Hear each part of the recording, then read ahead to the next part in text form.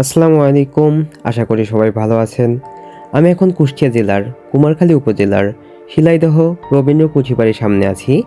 এটি কুষ্টিয়া শহর থেকে 7 কিলোমিটার উত্তরে পদ্মা নদীর তীরে অবস্থিত। এটি বিভিন্ন বাগান ও পুকুর সহকারে প্রায় 11 একর এলাকা জুড়ে বিস্তৃত।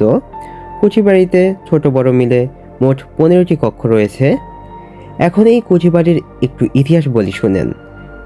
1807 সালে রামলোচন ঠাকুরের উইল সূত্রে রবীন্দ্রনাথের পিতামহ দ্বারকানাথ ঠাকুর এ জমিদারির মালিক হন। রবীন্দ্রনাথ জমিদারি দেখাশোনার দায়িত্ব নিয়ে প্রথম শিলাইদহে আসেন 1889 সালের নভেম্বর মাসে। পরবর্তীতে তিনি 1891 থেকে 1901 সালের মধ্যে এক দশকেরও বেশি সময় অনিয়মিত বিরতিতে এখানে অবস্থান করেন। বর্তমানে এটি বাংলাদেশ সরকারের অধীনে। আচ্ছা, ইতিহাস শুনলেই হবে, বিশেষ কিছু দেখতে হবে না?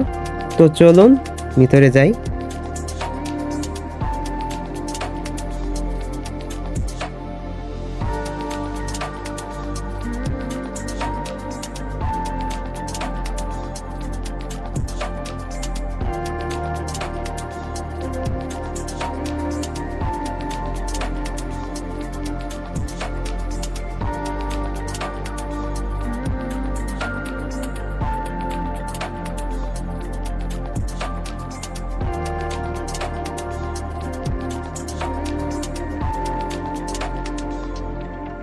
যদিও ভিতরে ভিডিও করা বারণ ছিল, কিন্তু তবুও আপনাদের কথা ভেবে কিছুটা ভিডিও করলাম। এটি দেখুন, এটি রবীন্দ্রনাথ ঠাকুরের নিজ হাতের লেখা।